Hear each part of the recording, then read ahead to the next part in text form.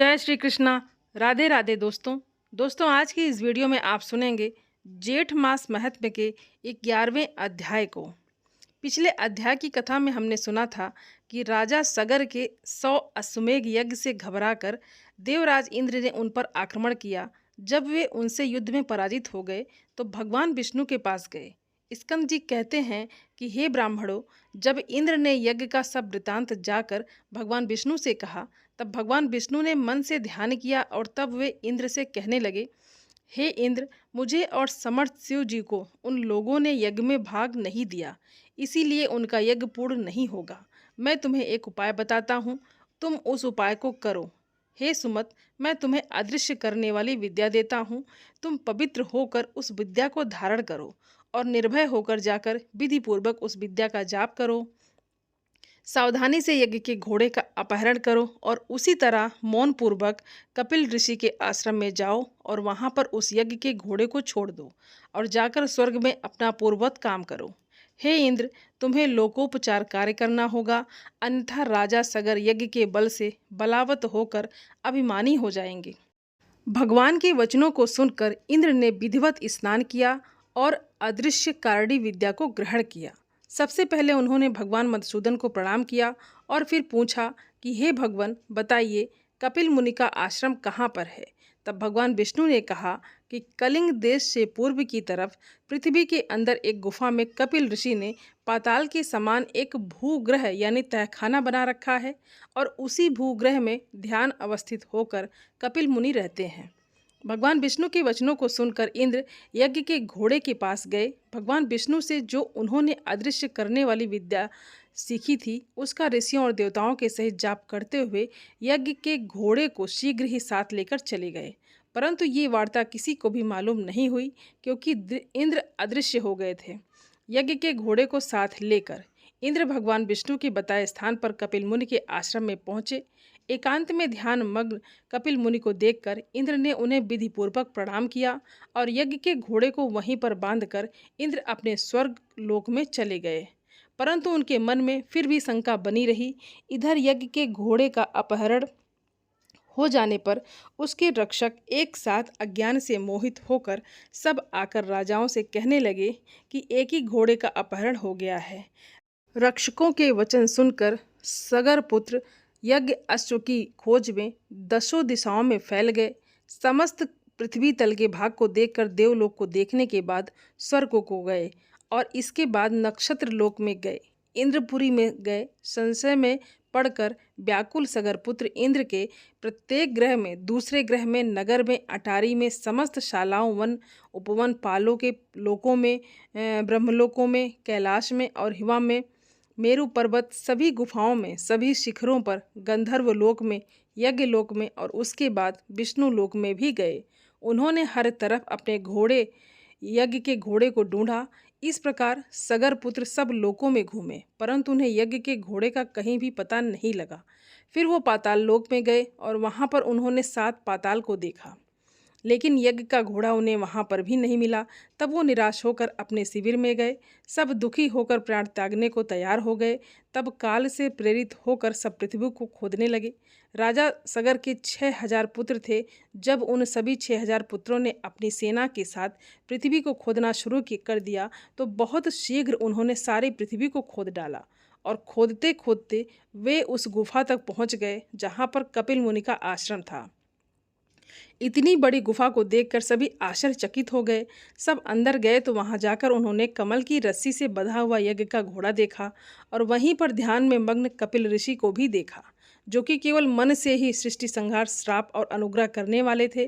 कपिल मुनि के इस प्रभाव को सगर पुत्र नहीं जानते थे और उन्होंने कपिल मुनि को ही चोर समझ लिया, क्योंकि वहां पर यज्ञ का घोड़ा बंधा हुआ था और वे सभी एक ही स्वर में कहने लगे कि इन्होंने ही यज्ञ के घोड़े को चुराया है और अब हमारे भय से यहाँ ध्यान लगाकर बैठ गए हैं।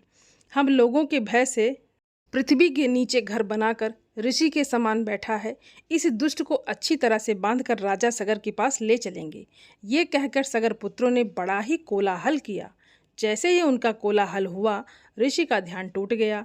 ध्यान को त्याग कर जो ही कपिल मुनि ने उनकी ओर देखा, तभी राजा सगर के सभी 6000 पुत्र कपिल मुनि की नेत्रा अग्नि से जलकर वहीं पर जहाँ की तहाँ खड़े थे, वहीं पर भस्म जलकर भस्म हो गए। इतनी कथा सुनाकर स्कंद जी कुछ समय के लिए मौन हो गए।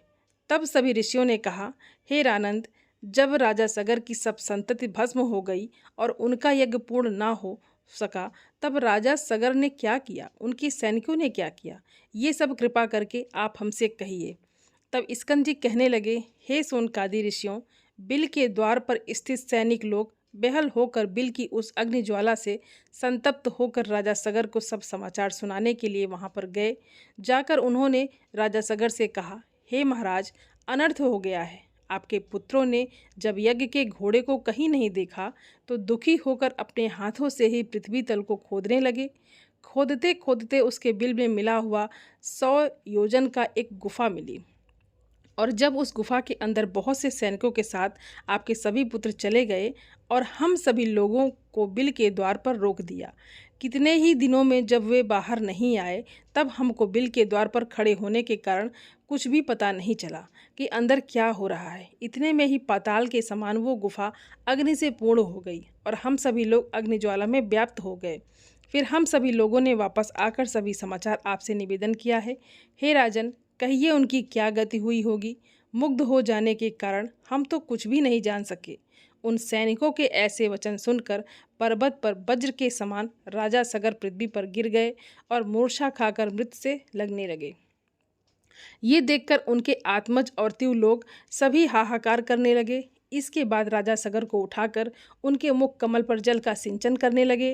राजा को मूर्छा से जागृत देखकर सभी ऋत्विज लोग कहने लगे, हे नर, हे राजन, प्राणियों के रक्षक, आप शोक मत करें, क्योंकि पुरुष तो वीरशाली होते हैं। आप और हम सभी उस गुफा के द्वार पर चलेंगे। वे सब उस गुफा के अंदर वाले जीव का बल और पराक्रम देखने के लिए यज्ञ का कार्य जल्दी जल्दी उन्होंने समाप्त किया और सभी वहां पर चले गए। मार्ग में सैनिकों ने देवताओं से भी दुष्कर्म जो सगर के पुत्रों ने किए थे वे सभी दिखाए, और गुफा पर्यंत पृथ्वी का समस्त तल भाग खुदा हुआ देखकर सभी ऋषि कहने लगे, हे उपस्थित वृंद, आप सभी लोग सुनिए। हम सभी राजा सगर के भाव को समझकर कहते हैं कि ये बड़ा भारी गड्ढा जो नज़र आ रहा है ये भरकर समुद्र हो जाएगा। इस प्रकार वाद विवाद करते हुए सब उस गुफा के समीप चले जाएंगे और उसके सब समीप जाकर सेना को खड़ी करके धर्मात्मा राजा सगर ऋषियों के साथ संयत होकर परम अद्भुत उस भूग्रह के अंदर गए। वो भूग्रह इंद्रलोक के समान रत्नों से प्रदीप्त, प्राणियों के संचार से रहित और बहुत सुंदर था, परंतु भस्म से पूर्ण था। राजा और सभी ऋषि लोग ये सब देखकर क्रम से उस तेज पुंज के पास गए। जलती हुई अग्नि के समान तेज से व्याप्त होकर उनको देखकर, जो कि प्रज्वलमान परमात्मा ध्यान मग्न और योग कम्य है, सब ऋषियों ने कुछ देर बाद उनको कपिल मुनि जाना, उन्हें नमस्कार किया और उनकी स्तुति की, और वे कहने लगे, हे देव, आप नित्य हैं। हे परमानंद, आपकी जय हो। जगत के कारण रूप और मन से सृष्टि का संहार करने वाले हे देव, आपको नमस्कार है। हे सत्यगुण को धारण करने वाले हे श्री हरिस्वरूप, आपको नमस्कार है। तुम रूप में स्थित हो, तुम रुद्र में स्थित हो, आपको नमस्कार है। हे अखिल लोक वंदना के योग, हे सुराज से पूजित चरण कमलों वाले, आपको नमस्कार है। हे दया के सागर, संसार रूपी सागर में फंसे हुए हम लोगों की आप रक्षा करें।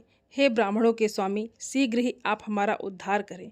आप ही आदि स्वरूप वराह रूप धारी हैं। और इस तरह स्तुति करके राजा सगर पुनः शोकमग्न होकर वर्षा काल में जैसे महान पाषाण गिरते हैं, ऐसे ही पृथ्वी पर गिर गए। नेत्र खोलकर अपने सामने निश्चित रूप से पतित राजा सगर और उनके साथ बहुत से ऋषियों को देखकर कपिल मुनि ने कहा, और कपिल मुनि ने क्या कहा ये आप अगले अध्याय में सुनेंगे। और आज की कथा यहीं पर समाप्त होती है। बोलिए श्री कृष्ण भगवान की जय। दोस्तों, उम्मीद करती हूँ ये वीडियो आप सभी लोगों को बहुत अच्छी लगी होगी, और आप सभी सनातनी भाई बहनों से मेरा विनम्र निवेदन है, मेरे चैनल को सब्सक्राइब ज़रूर कर लें और वीडियो को लाइक और अपने फैमिली फ्रेंड के साथ शेयर ज़रूर करें। आप सभी को जय श्रीमन नारायण। धन्यवाद दोस्तों।